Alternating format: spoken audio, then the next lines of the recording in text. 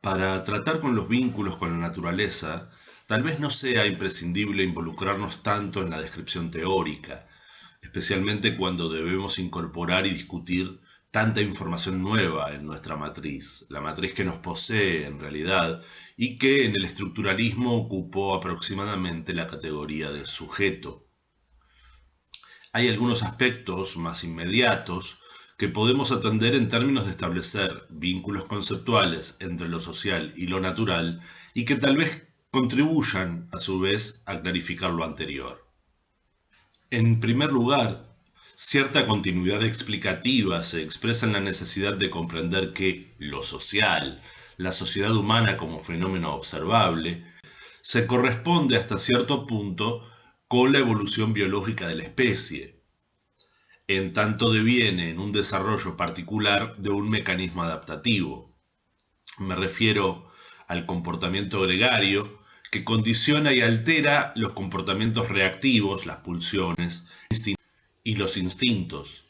Habitualmente no se considera que la vida gregaria sea realmente algo diferente de la posesión de instintos, pero de hecho constituye la base para que sea posible la posterior fragmentación de contenidos de información. Entonces, sí que vemos que es una condición previa para que el fenómeno de lo histórico termine por acontecer. Y esta ruptura no es epistemológica, por lo tanto, no es un punto arbitrario en el cual la evolución natural comienza a ser tratada y descrita como evolución histórica, sino de una ruptura plenamente estructural, ontológica, aunque llevó, bueno, muchísimo tiempo de desarrollo en términos de la historia humana conocida. La eclosión de nuevas estructuras, de nuevos contenidos de información de carácter histórico y no biológico, sea en el plano genético o etológico, es lo que constituye la distinción. Pero insisto, no es una distinción simplemente epistemológica. No es que tomamos la decisión científica, sino que aparece algo realmente diferente. Y es diferente porque precisamente son diferentes sus contenidos de información, las formas en que se sostienen sus estructuras y lógicamente entonces son diferentes sus procesos internos y da un resultado absolutamente diferente, tanto en lo que se refiere al comportamiento respecto de cada organismo, cada individuo biológico que compone el sistema, como respecto de los resultados en el medio ambiente. Ciertamente, estos contenidos históricos utilizan las estructuras derivadas de la información genética, se anclan en ellas en forma de empotramiento estructural, en particular, claro, en los tejidos neurológicos conectivos, pero generan circuitos de evolución de otra índole, más onerosa en términos energéticos, pero es una forma mucho más veloz para producir cambios adaptativos. En la dinámica transferencial se comprende que la estrategia gregaria en los antepasados inmediatos, a lo que podemos considerar el ser humano histórico, devino en una estructura de contenidos de información, recordemos que son maneras de organizar en forma regular y relativamente estable la materia y la energía y su circulación, que decíamos se empotra y acopla con las condiciones orgánicas propias de la especie, pero que se sostiene según una lógica diferente de funcionamiento, la fragmentación coordinada de esos mismos contenidos de información, que es el elemento distintivo del sistema histórico y que en términos tradicionales se reconoce aproximadamente en el proceso de división social del trabajo. Evidentemente, sobreviven aquí trazas de la interpretación marxista original del fenómeno social, de esa comprensión histórica de las relaciones sociales y su manera de producir y reproducir la vida humana por medio de la división del trabajo. Para la lógica de la sociología clásica, la sociedad existía para que los seres humanos, en tanto son organismos con ciertas necesidades vitales, pudieran preservarse y reproducirse. Para esto se adoptaban diferentes tipos de vínculos sociales que tendían a diferenciarse y a multiplicarse en nuevas formas de división del trabajo,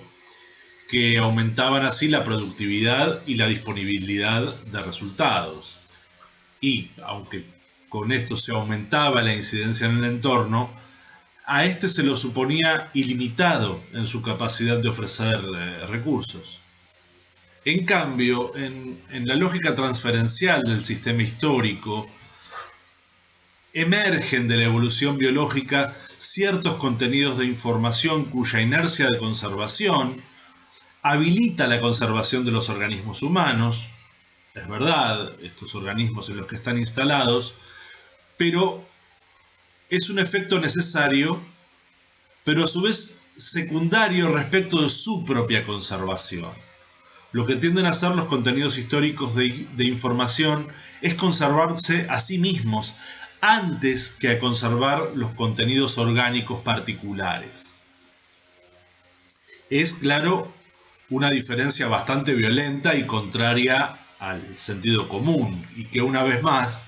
después de Copérnico, Darwin, Marx, Durkheim, Freud, salvando la distancia con todos estos nombres sacrosantos,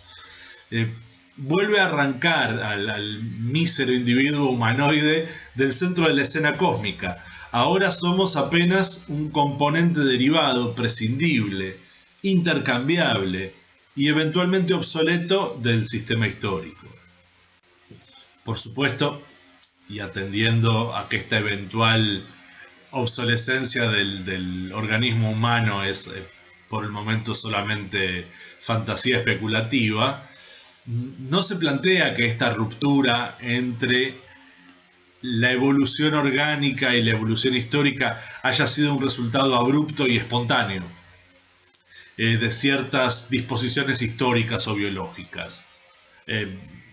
No fue un emergente mutante automático y cool del tipo de los cómics,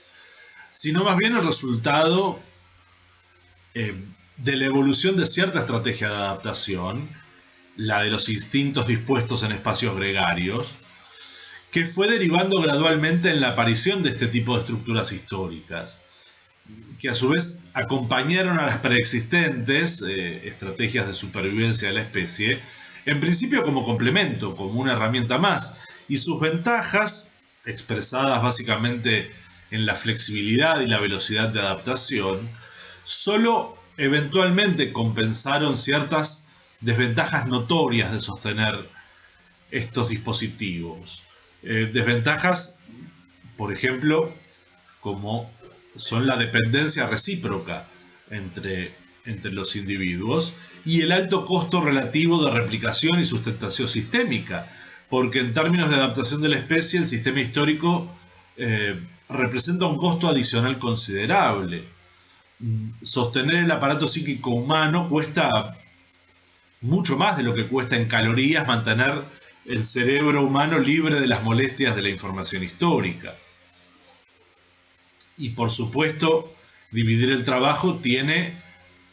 junto con las ventajas que da la interdependencia, las dificultades que suponen mantener vínculos tensos que tienden, como en toda estructura, a desintegrarse.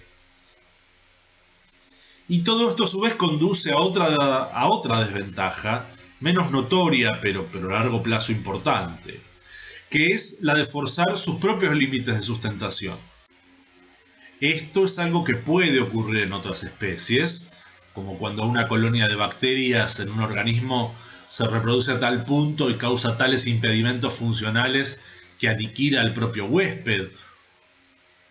terminando con sus propias capacidades de conservación de información, o cuando una especie se reproduce tanto que termina con el alimento disponible, entonces tiende a extinguirse si no aumentan, por ejemplo, los predadores. Por su parte, las ventajas fueron ganando espacio muy gradualmente. De hecho, en términos históricos, es realmente despacio esta ganancia relativa de la nueva estrategia. Hemos apuntado, por ejemplo, en otro lado, que fenómenos tales como la producción y el uso de herramientas líticas de piedra, con al menos 1,5 millón de años de antigüedad, o el control del fuego, que lleva 750.000 años, o el desarrollo de técnicas asociadas de caza y recolección, porque la agricultura organizada y la domesticación de animales no son más antiguas que unos 20.000 años como máximo. Bueno, estos fenómenos no representaron en principio ventajas decisivas en la lucha por los recursos y la subsistencia frente a especies mucho menos inteligentes, es verdad, pero dotadas de herramientas evolutivas naturales de alta eficiencia competitiva. Velocidad de desplazamiento, de reproducción, fuerza física, colmillos, garras, veneno, todas esas herramientas naturales de las que carecían nuestros antepasados. Cuando se habla frecuentemente en la introducción a la antropología de las grandes ventajas relativas del ser humano como especie, el andar bípedo, el pulgar oponible, la vista frontal o la gran capacidad cerebral relativa, se suele olvidar que nada de eso sirve de mucho sin los contenidos de información que permiten la coordinación de acciones diferenciadas entre sí y sobre todo la capacidad de transmitir información y procesarla en términos de inteligencia, es decir, la capacidad de mejorar los procesos de trabajo mediante la creatividad, la experimentación, el ensayo y el error, el aprendizaje. Todas estas capacidades propias del sistema histórico antes que del organismo. Por supuesto, no se rechaza la idea de cierta dialéctica a lo largo del tiempo entre ambos órdenes, como puede ser la práctica laboral diferenciada, la existencia de la comunicación, vinculada al proceso de aumento de la celebración, por ejemplo, o de la calidad de la plasticidad neuronal. El proceso al que nos referimos implica superponer a la relativamente lenta fluidez de la adaptación biológica, derivada de la mutación genética aleatoria en principio, que en ningún caso se detiene, una mucho más veloz y sistemática también fluidez de lo histórico. Los ensayos son más precisos, no son meramente aleatorios porque vienen a resolver problemas, precisamente a problemas de regulación, de capacidad de sostener funcionando a los contenidos históricos de información. Y esta nueva lógica es capaz de alterar mucho más rápidamente procesos de trabajo particulares, exprimiendo la flexibilidad neurológica del ser humano, la neuroplasticidad, a niveles sin precedentes y con frecuencia podemos observar en nuestras sociedades patológicas, al mismo tiempo que alteran las relaciones con el entorno y eventualmente al propio entorno. En segundo lugar, el proceso de instalación de los contenidos históricos terminó por alterar las condiciones impuestas para la propia conservación de la especie humana. Entiendo que no es exagerado decir que una vez que fue sobrepasado el punto de inflexión de la transformación socialmente deliberada del entorno, que es un fenómeno relativamente reciente, las reglas de la evolución darwinistas dejaron de regir plenamente para las sociedades humanas, para su área de convección. No sabemos qué ocurrirá a largo plazo, claro, pero parece bastante evidente que en los escasos milenios que llevamos de historia humana, el desenvolvimiento de la vida en el planeta ha llevado un rumbo diferente, al punto de que es este mismo emergente el que está provocando por ejemplo, una extinción masiva de especies y que ha determinado que se haya pasado a considerar el actual periodo geológico como antropoceno, es decir, seriamente impactado por la actividad humana o, para ser más precisos, por la actividad de los sistemas históricos. Por estas razones yo me resisto a pensar que reproducción de lo social, adaptación de lo cultural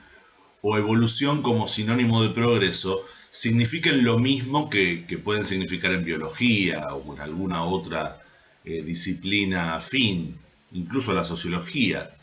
Es que en el caso del sistema histórico los contenidos de información estructural son diferentes, son otra cosa. Normalmente se ha querido ver en lo social una suerte de extensión de la conducta humana, pero más bien es es a la inversa. La conducta humana es una extensión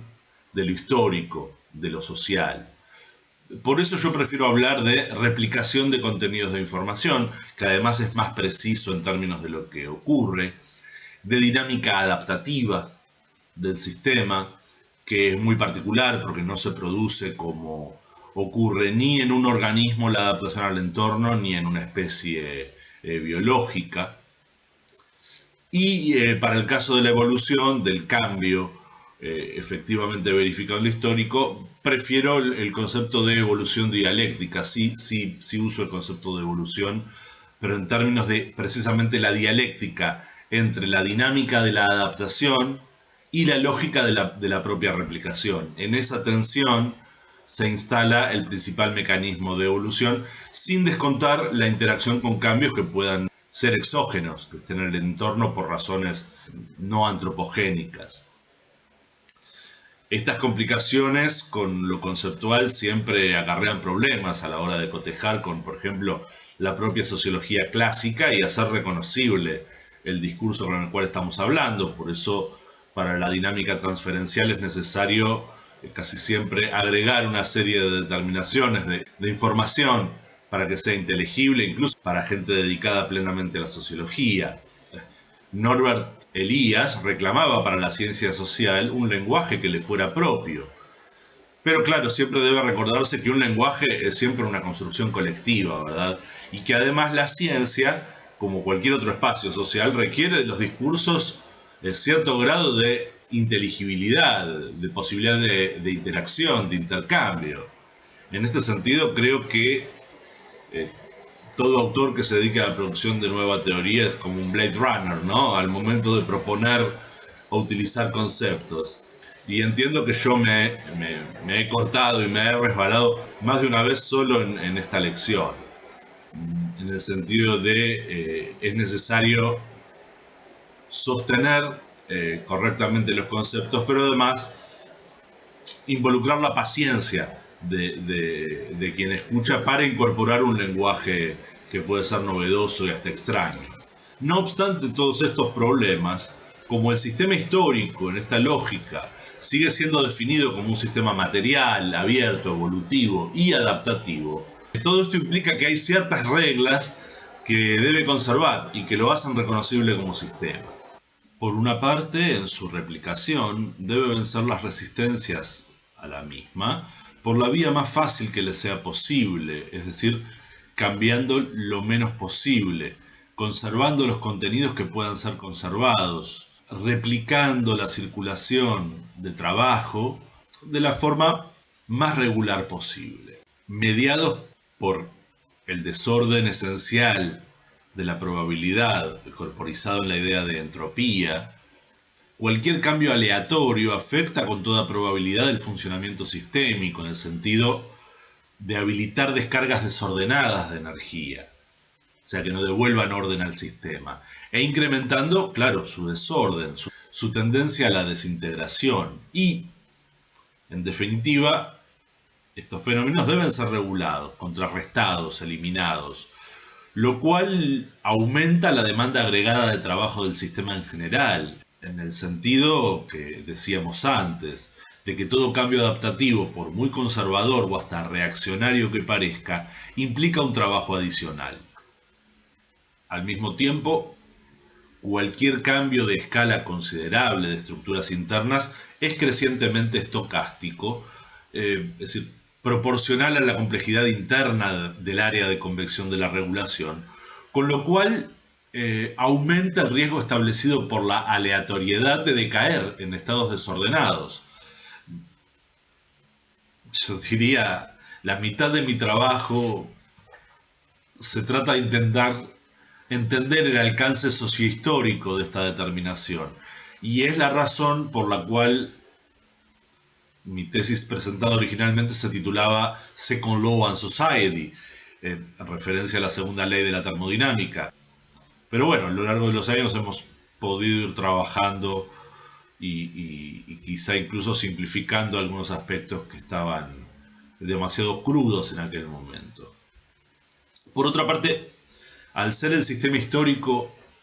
un sistema empotrado en otros sistemas, debe adaptarse a los cambios que produce en el entorno, del cual es dependiente en la medida en que comparte transferencias de tensiones, claro, y requiere compuestos específicos, solo disponibles en ese ecosistema, al menos en cierto momento. Cuanto menos recursos requiera un sistema histórico particular, menor será su impacto exterior. La imagen es la de sociedades muy simples y estables en cuanto a su necesidad de alterar sus propios contenidos de información. Y en consecuencia, sociedades de esta índole tendrán menos necesidades de adaptación, de cambio interno, sobre todo si el entorno tiene capacidad de recuperar sus propias estructuras funcionales, como suele ocurrir en un ecosistema que no es continuamente forzado. Una sociedad que consume poco, altera poco el medio ambiente y este ecosistema se estabiliza nuevamente con más facilidad. Dicho de otra manera, y siempre considerando una escala de observación ajustada al fenómeno general, ¿no? El sistema tenderá a replicarse tan exactamente como le sea posible, pero igualmente deberá enfrentar la necesidad de adaptarse. Lógicamente debe haber también cierta reserva de flexibilidad para adaptarse a cambios inesperados en el entorno, y esto implica que el sistema histórico siempre reserva y consume algo más de energía ordenada de la que estructuralmente necesita para replicarse. Entiendo que el desequilibrio y la mutación a mediano o largo plazo son inevitables precisamente por la existencia de esta reserva de adaptación, que está dada en la flexibilidad y en las transferencias de tensiones dentro de los organismos, en la capacidad de reconocer si el trabajo realizado, si los procesos de trabajo realizado cumplen o no con las necesidades del sistema de satisfacer su propia replicación. Esta relación de compromiso entre la economía de replicación y el grado de adaptación mínimo necesario constituye en realidad el motor principal de toda mutación del sistema histórico y se expresa en una alteración del espacio ocupado por el área de convección, pero también en una recomposición del contenido de información fragmentado en las propias unidades orgánicas y por lo tanto también en la necesidad de coordinar nuevamente el conjunto de acciones típicamente necesarias para la replicación, es decir, en la estructuración de la circulación de tensiones. Atiéndase que al respecto, en relación con los términos de la sociología clásica, esta perspectiva dice algo considerablemente diferente a lo que expresaban las teorías dominantes respecto de las causas de las mutaciones estructurales de mediano y largo plazo, y nos pone en la necesidad de comprender qué es exactamente lo que está cambiando. Es decir, si por ejemplo no estamos diciendo que están cambiando por sí mismas las relaciones de producción, ¿qué es lo que motoriza el cambio eventual de las relaciones de producción, si no es la relación con una tendencia natural al crecimiento de la división del trabajo? Bueno, es el resultado precisamente de esta tensión entre la tendencia a replicarse del sistema exactamente como es, que es el grado de gasto energético menor que todo sistema busca, asociado a esta necesidad adaptativa por los cambios que se producen en el entorno. Entonces, repito, este vendría a ser el motor del cambio histórico. Una imagen quizá un poco abstracta mostraría a un conjunto de fragmentos coordinados de información en un campo tensorial de dinámica de transferencia que establece tres juegos de tensiones generales y correlativos, cuya descripción en realidad es mucho más sencilla que comprender la lógica de la fragmentación de los contenidos de información y su relación con el campo tensorial y esa dinámica de transferencia. Porque en realidad son juegos con los que estamos más habituados a tratar. Por eso también quería ir por este camino que quizás resulta más claro, más familiar. Tenemos, en primer lugar, el juego de la capacidad del sistema de captar desde el entorno los componentes que suplan las necesidades materiales y energéticas a través de la descarga ordenada de trabajo. esa cualidad de reordenar el sistema que hace del trabajo humano algo único, vinculado a la circulación de saber históricamente dispuesto, es decir, que no solamente se refiere a las necesidades materiales de los organismos humanos, sino de todo el conjunto de circulación de tensiones y de producciones materiales y simbólicas, diríamos, que se establezcan en un momento en un sistema histórico determinado. Esta capacidad de absorción tiene en cada momento un límite, denominado precisamente límite de absorción, que puede implicar la falta de disponibilidad de un recurso o la falta de capacidad de captarlo, sea por limitaciones materiales o cognitivas. Aclarando que cualquiera de los límites con los que estamos tratando son variables de acuerdo a la situación concreta de división del trabajo, de extensión del área de convección y también de capacidad de adaptación del sistema. En segundo lugar, hay un juego de tensiones respecto de la capacidad de transferir al entorno el resultado de las tensiones internas, ya que al tender a conservar cierta cantidad de orden interno, una cantidad equivalente de desorden debe transferirse a algún lado, al entorno principalmente, que en este caso incluye también a la parte puramente orgánica de los seres humanos. Esta capacidad, lógicamente, tiene también un límite, denominado límite de disipación porque se disipa el desorden interno, porque un entorno ya demasiado desordenado impide la replicación al bloquear la propia absorción, vuelve como incapacidad de absorción. Y al igual que ocurre con la ausencia de un recurso históricamente necesario, si este límite no puede superarse o alterarse, revierte en la tendencia a la desintegración al interior del sistema, como desorden, degradando su capacidad funcional y eventualmente aniquilándola. Pero existe además un tercer límite que vincula a ambos aspectos de la relación con el entorno, que está dado por el grado de capacidad de estructuración interna del sistema, que es la dinámica de disposición ordenada de energía.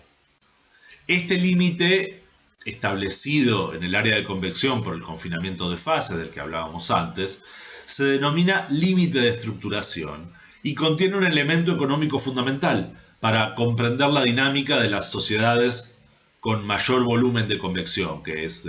digamos, de lo que se ocupa generalmente la sociología. Cuando está integrado en un determinado nivel de interacciones y complejidad, es decir, cuando se han generado fragmentos de información específicos, amplios y recurrentes, interdependientes, interconectados muchas veces de manera muy indirecta, la reversibilidad de este grado de complejidad es muy difícil y aumenta muy considerablemente la necesidad de absorción y disipación del sistema. El sistema se replica de esa forma y no de otra, ¿sí? Por absurdas que parezcan algunas manifestaciones. Y no existe un comando central para reestructurarlo. O si lo hubiera, la probabilidad de causar estados aún más desordenados crece con el grado de alteración estructural necesario para establecer una circulación sustentable diferente. Por eso en realidad también es tan difícil cambiar la estructura social, porque diríamos tiene mucha inercia de funcionamiento en el sentido de una muy extendida necesidad de mantener un modo de estructuración. Atendiendo entonces a la posibilidad de incorporar las categorías clásicas a este esquema, es de la estructuración precisamente, sus conflictos, sus límites, de lo que ha tratado la sociología tradicional. Por lo menos las teorías sociológicas tradicionales, sobre todo en su discurso, han tratado de las formas de estructuración políticas, económicas, culturales, ideológicas de las sociedades que toman como objeto de estudio. Incluso cuando se pretendía negar la estructura social, persiguiendo quizá la idea de una asociación de individuos libres y autónomos, pero de eso en esta perspectiva hay poco y nada en realidad. Y también en estos límites encontramos o tenemos el impacto más directo y visible de la lógica de la dinámica transferencial en la relación entre lo social y lo natural. Cuanto más complejo se vuelve un sistema histórico al adaptarse a los cambios en el medio, aumentando su estructuración, su división del trabajo y su área de convección, y además dicha expansión terminará por producirse por la propia lógica de las tensiones históricas respecto de los organismos humanos, además del entorno, aun cuando demande miles de años en hacerse evidente.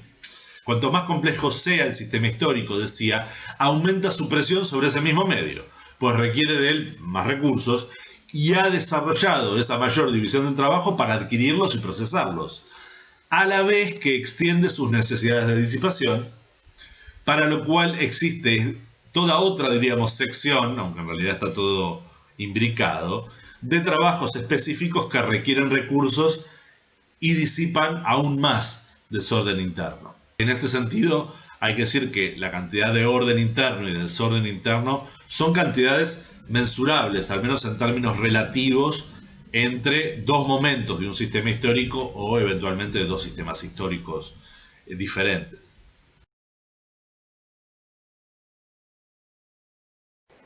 En conjunto es una auténtica trampa adaptativa, porque un sistema histórico relativamente amplio y en crecimiento acelerado, pues la aceleración de mutación interna muestra correlación con la extensión alcanzada, o se obstruyen las vías adaptativas al no ampliarse los límites de sustentación, especialmente el de estructuración.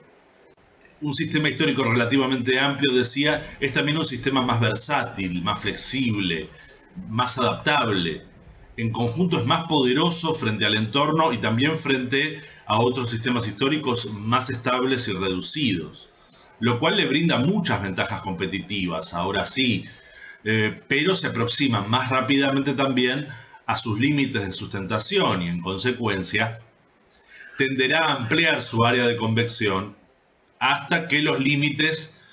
sean insuperables en lapsos de tiempo más breves. En condiciones semejantes de grandes transferencias de tensión relativas, no es extraño que los sistemas más extensos expresen también un mayor grado de conflictividad interna, o que la expresen más violentamente o con más frecuencia, porque están obligados a extender su alcance,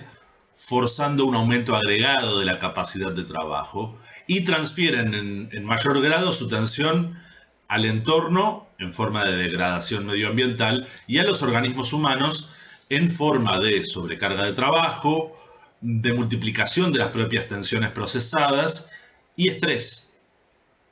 porque el propio organismo se estresa al tener que contener y procesar tanta información variada, algo a lo que estamos muy habituados a ser testigos, digamos.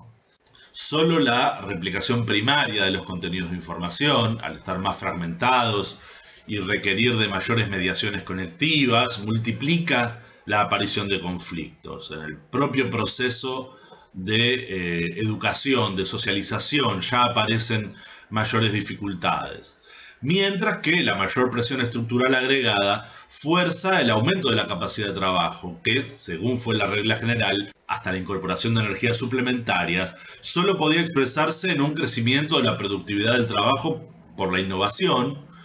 que de todas maneras siempre requiere una sobrecarga, porque es también siempre nueva división del trabajo, o por aumento de la intensidad del trabajo, que en general colisiona con los límites orgánicos y detona nuevamente los conflictos sociales, porque la distribución de ese trabajo es estructuralmente asimétrica normalmente, por la manera en que tiene de organizarse la estructura de autoridad. Un tema interesante que no podemos desarrollar acá. Como la ciencia social se ha ocupado preferentemente de las grandes sociedades modernas, ya aceleradas en sus formas de regulación por medio de la extensión permanente de la división del trabajo, no es extraño que este fenómeno haya pasado desapercibido, pero no porque no se lo analizara, sino precisamente porque es percibido como una condición inherente del sistema. Por ejemplo, en el desplazamiento desde la solidaridad mecánica hacia la solidaridad orgánica en Durkheim, en la ampliación de la división del trabajo en Durkheim como en Marx, en el desarrollo de las fuerzas productivas en este último y su hipótesis de conflicto con las relaciones de producción, en el aumento de la racionalidad en Weber, el proceso de desencantamiento del mundo, de complejización como deriva de la racionalidad instrumental en algún punto, y por supuesto de estos autores básicos, todas sus derivaciones hacia otros desarrollos teóricos, que en su mayoría también dieron por sentada la cuestión sin volver a problematizar la teoría de la estructuración del conflicto. Hay una alternativa, pero sigue caminos en este sentido similares, en la sociología de Simmel, por ejemplo, pero no varía particularmente el diagnóstico de lo que fue el desarrollo de la teoría sociológica en este sentido, por lo menos de las ramas predominantes. Es cierto también que el capitalismo moderno, el contemporáneo, capitalismo tardío como se ha dado en llamar, muestra algo diferente a la tendencia general de gestionar la regulación. Y hay dos elementos que quiero destacar para comprender su impacto precisamente en relación con la naturaleza. Impacto que en sí mismo ya no requiere de mayores indicadores o demostraciones. Precisamente algo que hace a recuperar el problema de naturaleza y sociedad es la evidencia de que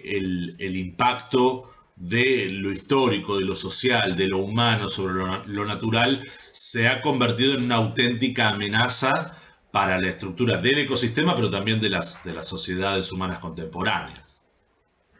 Eurocentrismo mediante, en los tiempos y estándares civilizatorios que habitualmente se consideran históricos, asistimos al análisis de sociedades que suelen calificarse de extrema complejidad. Se trata normalmente, yendo de las dinastías egipcias a las castas de la India, de los complicados estados e imperios de la Gran China hasta las diversas etapas del Imperio Romano, las intrincadas experiencias de incas y aztecas. Bueno, se trata en general de sociedades con una muy elevada división del trabajo, recurrente estratificación conflictiva, complejos sistemas simbólicos de gestión, amplios aparatos administrativos, que incluyen los militares, profusos conflictos ideológicos y una marcada tendencia a la inestabilidad, desde las propias condiciones internas en casi todos los campos relevantes, sociales, políticos, económicos, culturales, filosóficos, religiosos. Esta complejidad e inestabilidad, en los términos que estamos trabajando, expresan sobre todo los fuertes desequilibrios tensoriales que el sistema debe regular. Uso regulación, no gestión, porque este último verbo parece indicar deliberación y propósito amplio,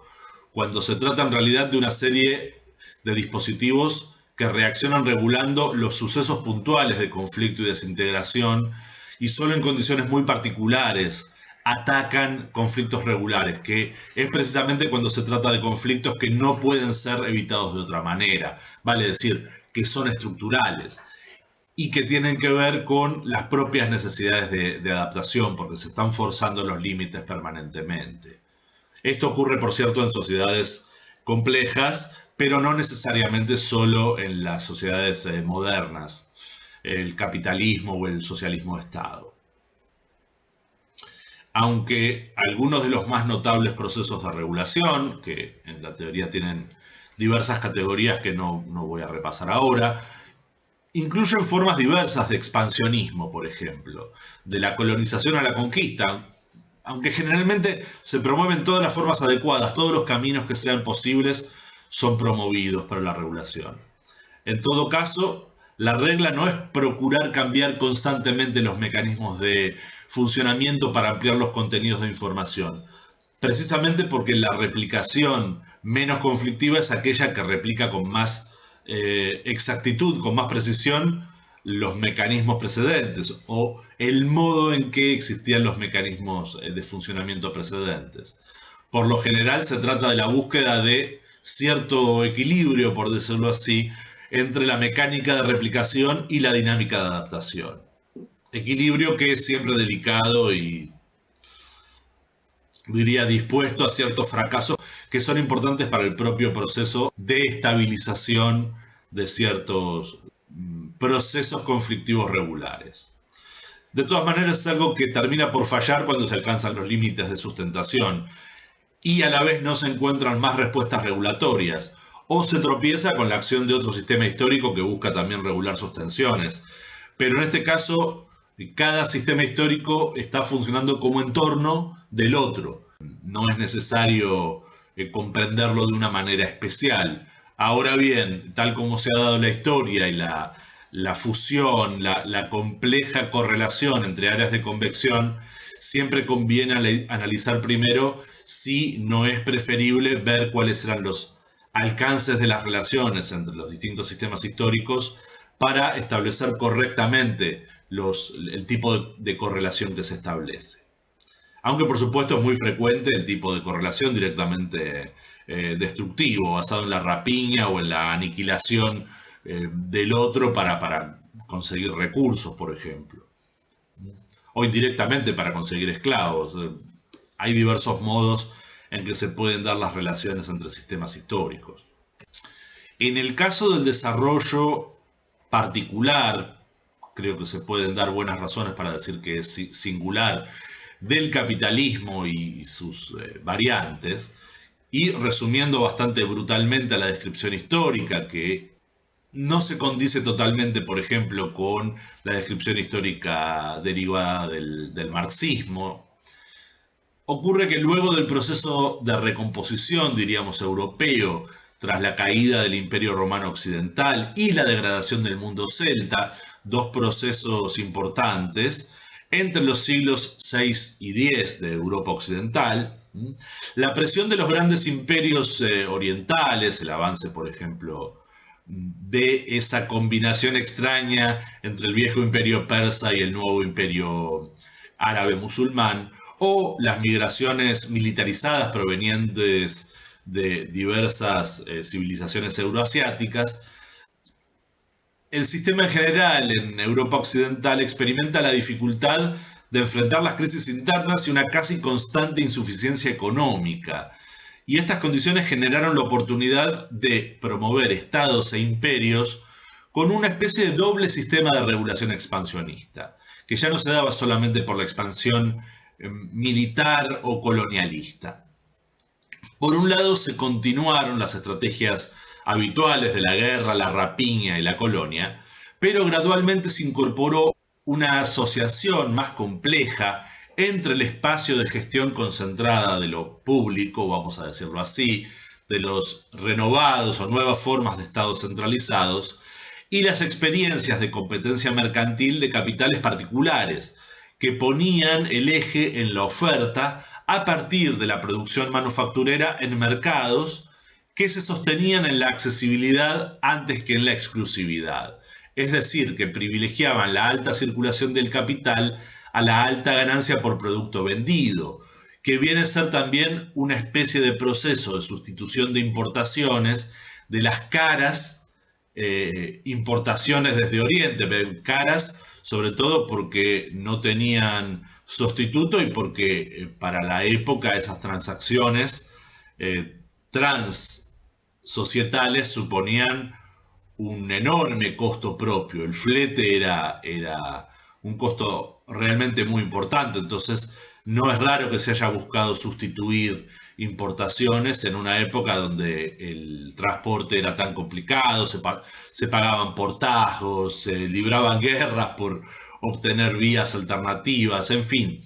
Es una serie de factores que influyen en que esta gestión concentrada en lo público, siempre hablando de una gestión oligárquica, no meramente burocrática, sino también de casta o estamento, buscaron estos medios para su propia estabilización en una forma de desarrollo económico que resultó ser a mediano plazo realmente eficiente. La simbiosis entre el Estado centralizado y estas formas primitivas de capital moderno, resultó muy exitosa, decía, en la medida en que se promovía un sistema muy dinámico a partir de la competencia privada, pero no solo de la competencia, sino también del estímulo público de las producciones privadas. Algo realmente interesante, sostenida por ese orden legal público y eventualmente por la fuerza estatal, algo que al margen de la descripción marxista del proceso se ve con claridad en la descripción, tanto la de Durkheim como la de Weber de esta etapa. Proceso que en definitiva reforzaba tanto al mercado, digamos a las unidades productivas protocapitalistas, como al propio Estado.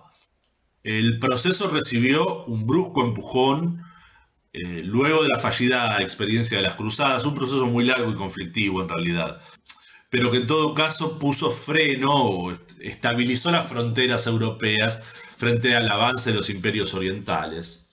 Y también debemos considerar como un factor mixto, tanto endógeno como exógeno, el auge del rol del Estado para el control de poblaciones que siguió a la crisis del siglo XIV, auspiciada por la inefable peste negra, que por un lado redujo violentamente la población y por otro lado hizo necesario buscar nuevas salidas económicas ante ese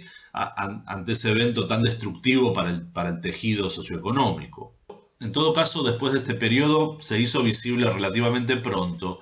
que cualquiera fuera la doctrina económica preferida ideológicamente, fuera monetarista, fisiocrática, mercantilista, los estados podían expandirse imperialmente en la medida en que la expansión permitiera acceder a la creación de mercados o de insumos estratégicos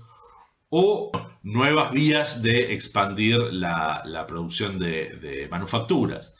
para unas sociedades crecientemente orientadas a la producción mercantil, gestando las condiciones para la existencia de sociedades orientadas masivamente a la producción de mercancías, es decir, en forma predominante. Y la disposición, claro, de las relaciones sociales de producción, y no solo las asalariadas, también en principio buena parte de las relaciones de tipo estamental y formas variadas de esclavismo, de servidumbre más o menos intensa dispuestas para este fin. Todo esto, claro, es lo que define la existencia del propio capitalismo antes que la mera existencia de capital como dinero utilizado para obtención de ganancias mediante tácticas o estrategias racionales, como discutió Weber en su momento. Esta lectura sociohistórica está más cercana a la marxista, aunque claro, con esos cambios en la idea de cuál es la motorización de lo histórico y también de la interpretación del proceso histórico que lleva a esto. Esta lectura histórica no se condice tanto con lo que se lee en el capítulo 24 del Capital, ni tampoco, por ejemplo, con la crítica que hace Eric Hobsbawm de ese capítulo, ni de las correcciones que desde la historiografía marxista se hacen en este punto, ¿no? Estaba pensando en Perry Anderson y otros historiadores muy sociológicos que intentan de pronto analizar los procesos desde una perspectiva que condiga lo que decía el dato histórico con la teoría marxista tradicional, que muy tempranamente empezó a mostrar algunas deficiencias. Nada, absolutamente nada de lo dicho hasta ahora niega ni modera el carácter asimétrico de las relaciones estructurales entre segmentos diferenciados, coordinados y jerarquizados de la población. Clases, estamentos, sexos, etnias, castas.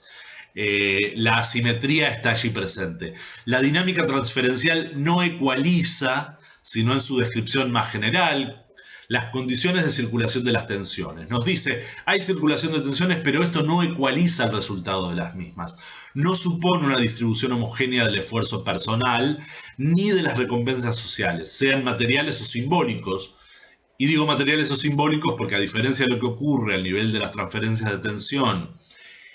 en los contenidos de información de tipo histórico, a nivel de la experiencia personal y de los discursos ideológicos habituales, sí se comprende la diferencia entre lo material y lo simbólico. Entonces continúa teniendo una fuerte utilidad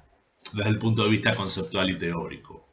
Para el siglo XVII y principios del XVIII, el proceso está muy consolidado y las formas políticas basadas en formas de integración más tradicionales se encuentran con las décadas contadas. Normalmente las revoluciones europeas como la Guerra Civil Inglesa, la Revolución Francesa,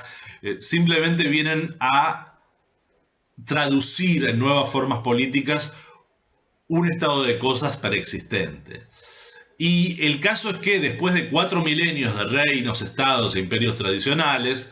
desatendiendo con poca elegancia la enorme diversidad de expresiones históricas, entre los siglos XVI y XIX, los imperios capitalistas, digamos, de matriz europea, e incluso algunos que no tenían completamente dispuesta su matriz capitalista propiamente dicho, pero que estaban en proceso de esa nueva composición sociopolítica, prácticamente barrieron con todas las formaciones sociales que se les ponían oponer, pero oponer a su expansión, no, porque no hubo otra forma de vínculo. Proceso conflictivo hasta que la Primera Guerra Mundial y la injerencia colonialista en China, India y Japón, al final de ese siglo XIX largo del que hablaba Eric Hobsbawm, dieron por terminada la contienda civilizatoria. Al revolucionar permanentemente las condiciones internas de producción y estimular la innovación en todas las áreas, algo que los sociólogos clásicos, con Marx a la cabeza, reconocieron con absoluta nitidez, la economía capitalista y su hijo bastardo, el socialismo de Estado industrialista, se convirtieron en estructuras históricas inestables, sí, pero tremendamente pujantes. Estructuras que forzaban y ampliaban permanentemente sus límites de sustentación, y lo siguen haciendo,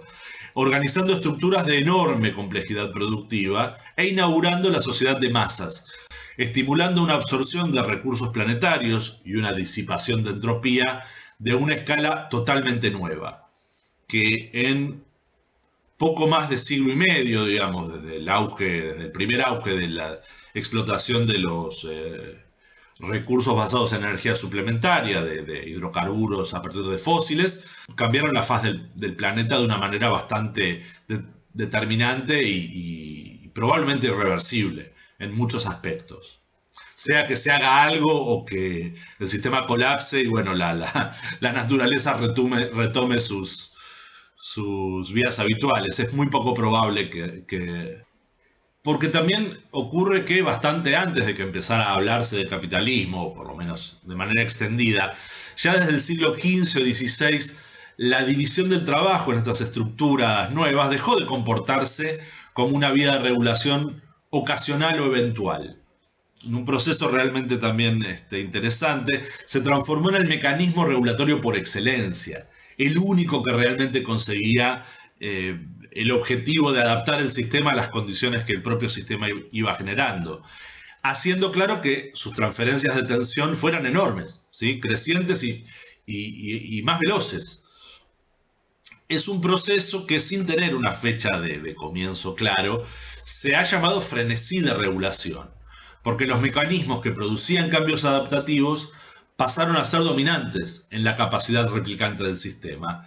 Y prácticamente todo debe ser permanentemente regulado y adaptado en el área de convección, porque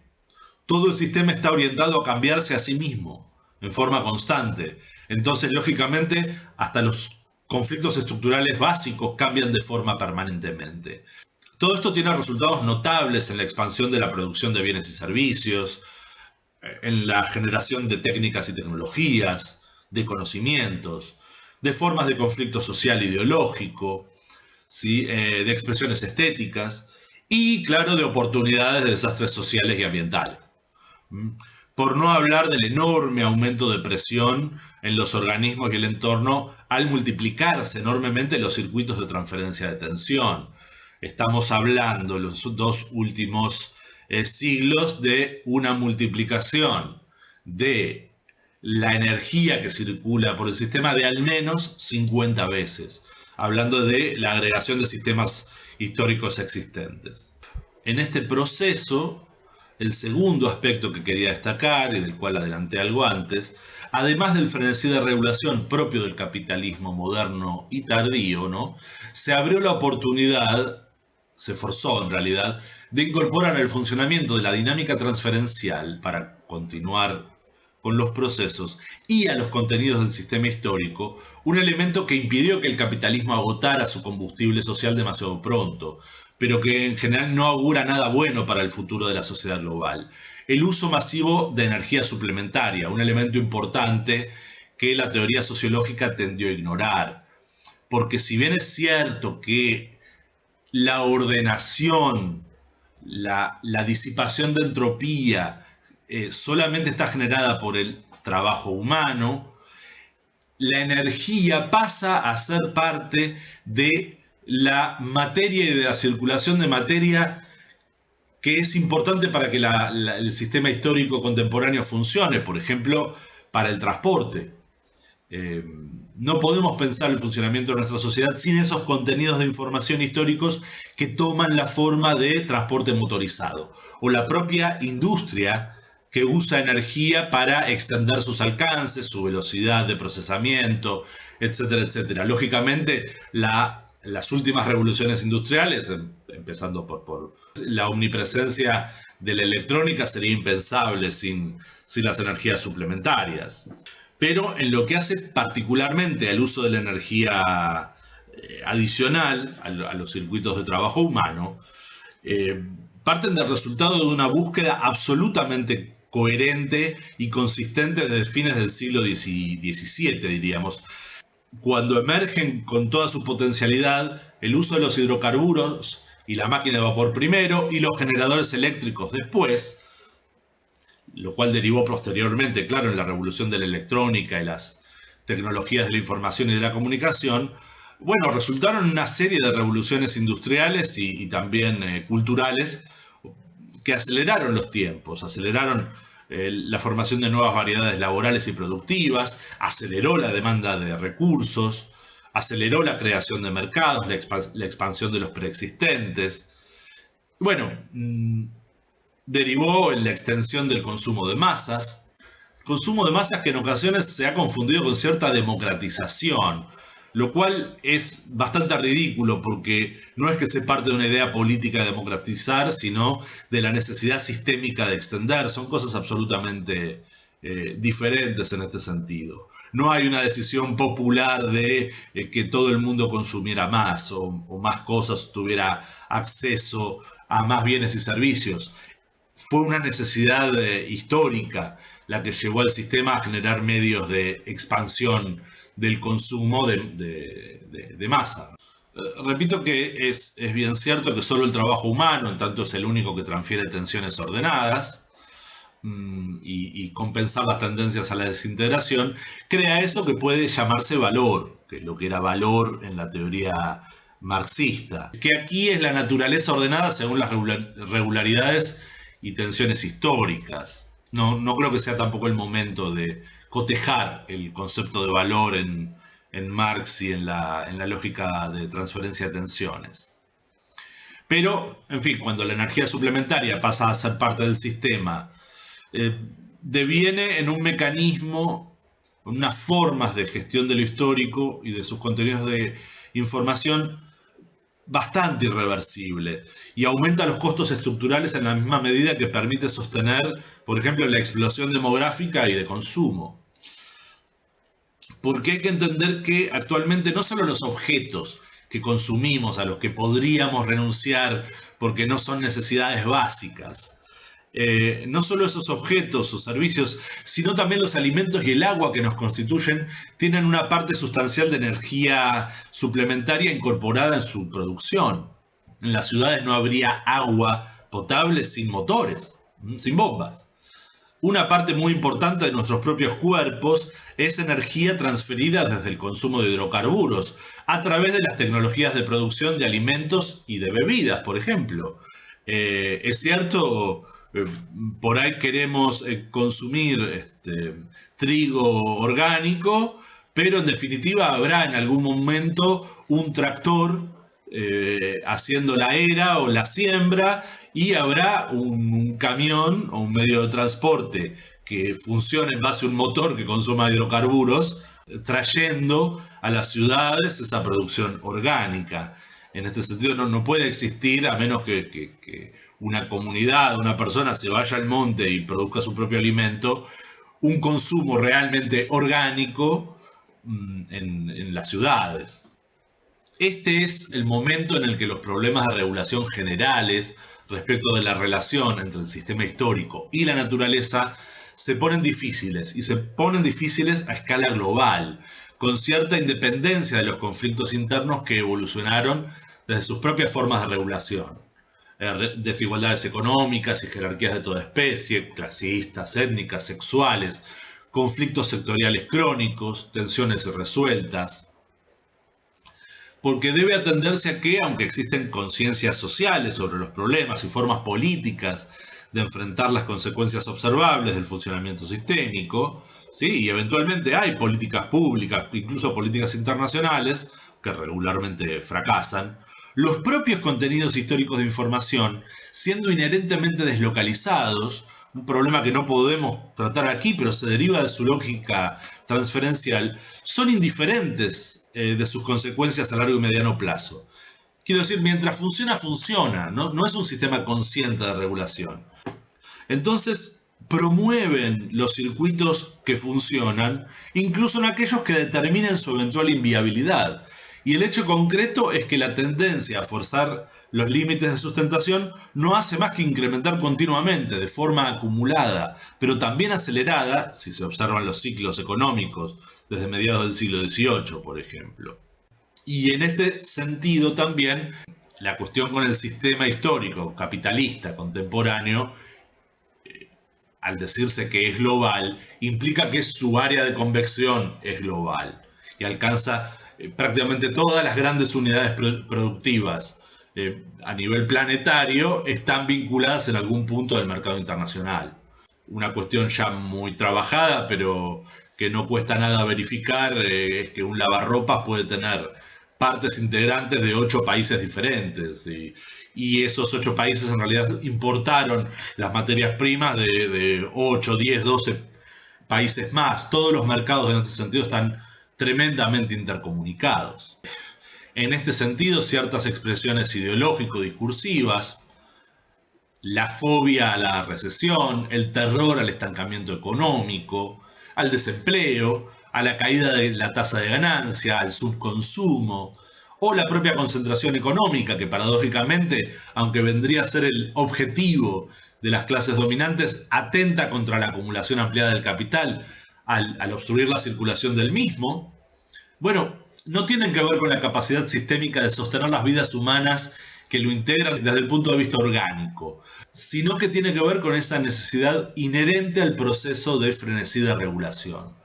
que experimenta cualquier ralentización a su desarrollo, cualquier imposibilidad de extender el área de convección a través del aumento de la división del trabajo y la productividad, como una amenaza a su sustentabilidad, lo cual en las presentes condiciones efectivamente es así. De modo que las voces críticas, que somos críticas, respecto del consumo masivo, de la agricultura extensiva, de la ganadería industrial, del uso de combustibles y agentes contaminantes, de la destrucción medioambiental, de las desigualdades sociales que de todas maneras promueven consumos y miserias de toda especie, porque degradan además las condiciones ambientales en las que viven las poblaciones, de los que somos también críticos de la dictadura del capital financiero y concentrado, que genera sus propios problemas de regulación. En realidad, todas estas voces críticas no somos más que el propio sistema histórico dominante expresándose a sí mismo tensiones que eventualmente pueden devenir insuperables y que pueden evolucionar también en un cambio bastante difícil de imaginar de las condiciones de existencia del sistema, que eventualmente pueden asentar sus contenidos de información en dispositivos diferentes o modificados del frágil y antiguo organismo humano. No es extraño que a los privilegiados del sistema nos asuste un poco la evolución de la inteligencia artificial, ¿no? La vieja hipótesis, pero que se basa en un principio de sentido común bastante razonable, que lo primero que harían las máquinas conscientes sería reemplazar este sustrato inoperante del organismo vivo, ¿no? O claro, toda la cuestión puede venir en un eventual colapso si las condiciones de sustentación se ven superadas y no pueden ser reguladas sus consecuencias en términos de desintegración. Sobre esto hay que decir que en el tiempo en que pasó desde que empecé a trabajar con estas cuestiones al presente, la teoría de los colapsos civilizatorios por emergentes internos quedó fuertemente reforzada. ¿Sí? Por supuesto ya existían antes de que yo empezara a hablar de estas cosas, pero Hay que decir que no hubo novedades que uno dijera, bueno, no, en realidad los colapsos de las grandes civilizaciones del pasado no se produjeron por ese tipo de problemas. Sí se produjeron por una ruptura insostenible de los límites de sustentación. En todo caso, quizá valga la pena aclarar que colapso no significa extinción de la especie humana. No todavía. Solo implica a priori el fracaso de una de sus formas históricas de adaptación. Pero sí significa que más allá de un suceso semejante, todo se vuelve especulación y fantasía, sea utópica o aterrorizante, o ambas. Que la situación es sumamente riesgosa para la población global, sea cual sea el punto en que se la mire, e incluso se comparta o no esta perspectiva transferencial, es ya un tópico común entonces que tiene bastante y creciente consenso. Como los dinosaurios al empezar a olisquear que la atmósfera se chamuscaba un poco, ¿no? Aunque las capacidades efectivas de cambio están al parecer lejos de realizarse, porque estamos discutiendo si es más importante vender mayores cantidades de bienes y servicios innecesarios a las masas o conservar la capacidad del ecosistema de proveer suficiente agua potable, alimentos de calidad y de producción sustentable también,